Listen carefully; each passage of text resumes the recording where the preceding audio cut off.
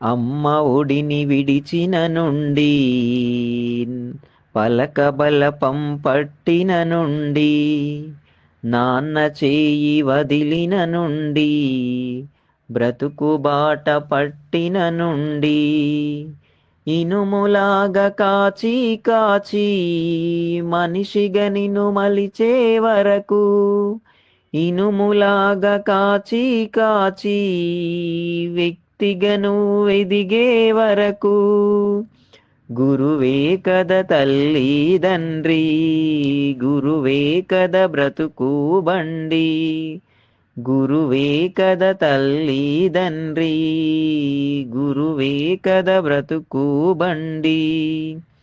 దిద్దుకో నేర్చుకో గురువు మాట గమనించుకో గురువంట